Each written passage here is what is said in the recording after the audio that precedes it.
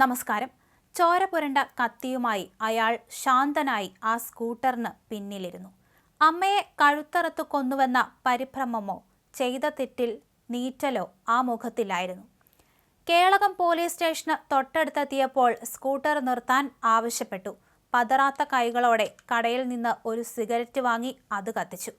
പുകച്ചുരുളുകൾ വിട്ടുകൊണ്ട് ഒരു കൊടും കുറ്റവാളിയെപ്പോലെ അയാൾ സ്റ്റേഷനിലേക്ക് നടന്നുകയറി. ലഹരിയുടെ കരാളഹസ്തങ്ങൾ ഒരു മകനെ എത്രത്തോളം ക്രൂരനാക്കാം എന്നതിൻ്റെ നേർക്കാഴ്ചയായി മാറി താന്നിക്കുന്നിലെ ഗീതമ്മയുടെ കൊലപാതകം. വെള്ളിയാഴ്ച വൈകിട്ട് 6:30യോടെയാണ് വീടിന് മുന്നിലെത്തിയ വണ്ടിയിൽ നിന്ന് ഗീതമ്മ മകന് പ്രിയപ്പെട്ട അയലമീൻ വാങ്ങിയത്. മകന് ഇത് വലിയ ഇഷ്ടമാണ് എന്ന് മീൻ വിൽപ്പനക്കാരനോട് സ്നേഹത്തോടെ പങ്കുവയ്ക്കുകയും മണിക്കൂറുകൾക്കകം തൻ്റെ ജീവൻ അവൻ തന്നെ കവരുമെന്ന് ആ അമ്മ സ്വപ്നത്തിൽ പോലും കരുതിയിരിക്കില്ല. മകനോടുള്ള വാത്സല്യം കരുതി അടുക്കളയിൽ അവന് പ്രിയപ്പെട്ട വിഭവം ഒരുക്കുമ്പോഴാണ് ക്രിസ്റ്റി ആ കടും കൈ ചെയ്തത്. മകന്റെ ലഹരി ഉപയോഗത്തെ ചൊല്ലി വീട്ടിൽ നിലനിന്നിരുന്ന തർക്കങ്ങളാണ് കൊലപാതകത്തിൽ കലാശിച്ചതെന്നാണ് പ്രാഥമികമായ വിവരം. ലഹരിയിൽ സ്വബോധം നഷ്ടപ്പെട്ട ക്രിസ്റ്റി ഉപദേശിക്കാൻ വന്ന അമ്മയെ ശത്രുവായി കാണുകയായിരുന്നു. തൻ്റെ സ്വപ്നങ്ങൾക്കും സന്തോഷങ്ങൾക്കും തടസ്സം നിൽക്കുന്നത് വീട്ടുകാരാണെന്ന വികലമായ ചിന്തയാണ് അയാളെ നയിച്ചത്. 90 വയസ്സുള്ള മുത്തശ്ശി ഏലിക്കുട്ടിയെ മുറിയിൽ പൂട്ടിയിട്ട ശേഷമാണ് അയാൾ അമ്മയുടെ നേർക്ക് കത്തിവീശിയത്. കൊലപാതകത്തിന് ശേഷം ഒട്ടും പതറാതെ ക്രിസ്റ്റി ആദ്യം ചെയ്തത് കോഴിക്കോട്ടുള്ള സഹോദരിയെ വിളിക്കുകയായിരുന്നു. അമ്മയെ കൊന്നു എന്ന വാർത്ത കേട്ട് ഞെട്ടിയ സഹോദരി അറിയിച്ചതനുസരിച്ച് ബന്ധുക്കൾ എത്തിയപ്പോഴാണ് കിടക്കയിൽ രക്തത്തിൽ കുളിച്ചു കിടക്കുന്ന ഗീതമ്മയെ കണ്ടത്.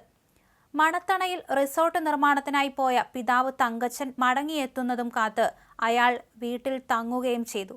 പിതാവിനെയും വകവരുത്തുക എന്നതായിരുന്നു അയാളുടെ പ്രധാന ലക്ഷ്യം. സംഭവത്തിനു ശേഷം പുറത്തേക്കിറങ്ങിയ ക്രിസ്റ്റി അയൽവാസിയായ നിപുണിനോടാണ് തന്നെ സ്റ്റേഷനിൽ എത്തിക്കാൻ ആവശ്യപ്പെട്ടത്. എന്നെ ഇങ്ങനെയാക്കിയത് വീട്ടുകാരാണ്, അപ്പനെ കൂടി കൊല്ലണമായിരുന്നു എന്നായിരുന്നു സ്കൂട്ടറിൽ പോകുമ്പോൾ അയാളുടെ പ്രതികരണം. വഴിമധ്യേ സിഗരറ്റ് വാങ്ങി കത്തിച്ച് സ്റ്റേഷനിലേക്ക് നടന്നു പോകുന്ന ക്രിസ്റ്റിയുടെ ദൃശ്യം കണ്ടവർക്കൊന്നും അത് ഒരു അമ്മയെ കൊന്ന മകനാണെന്ന് വിശ്വസിക്കാനായില്ല. ബംഗളൂരുവിൽ BCA പഠനം പാതിവഴിയിൽ ഉപേക്ഷിച്ച ക്രിസ്റ്റി പിന്നീട് വിദേശത്തും എറണാകുളത്തുമായി കുറച്ചുകാലം ചെലവഴിച്ചിരുന്നു. ലഹരിക്ക് അടിമപ്പെട്ടതോടെയാണ് ഇയാളുടെ സ്വഭാവം മാറി തുടങ്ങിയത്. 1 മാസമായി നാട്ടിലുണ്ടായിരുന്ന ഇയാൾ വീട്ടുകാരുമായി നിരന്തരം വഴക്കിടാറുണ്ടായിരുന്നു. ലഹരി വിമുക്ത കേന്ദ്രത്തിൽ ചികിത്സ തേടാൻ മാതാപിതാക്കൾ നിർബന്ധിച്ചതും വൈരാഗ്യത്തിന് കാരണമായി. നാട്ടുകാർക്കെല്ലാം സുപരിചിതയായിരുന്നു കൊല്ലപ്പെട്ട ഗീതമ്മ. കേളകത്തും താന്നിക്കുന്നിലും മൊണാലിസ എന്ന പേരിൽ ബ്യൂട്ടി പാർലറും ടൈലറിംഗ് ഷോപ്പും നടത്തിയിരുന്ന അവർ മികച്ചൊരു സംരംഭകയായിരുന്നു.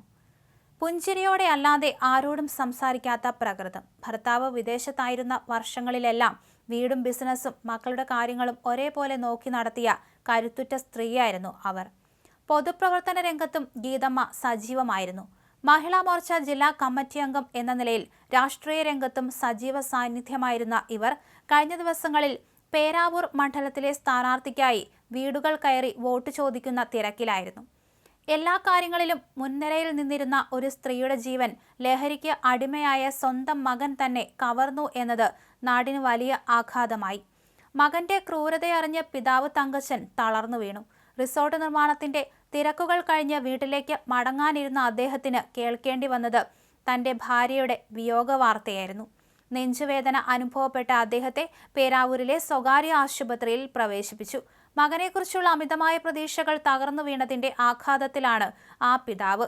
അമ്മയോടുള്ള പക തീർക്കാൻ കശാപ്പുകാരന്റെ ക്രൂരത കാണിച്ച ക്രിസ്റ്റിയെ പോലീസ് കോടതിയിൽ ഹാജരാക്കി.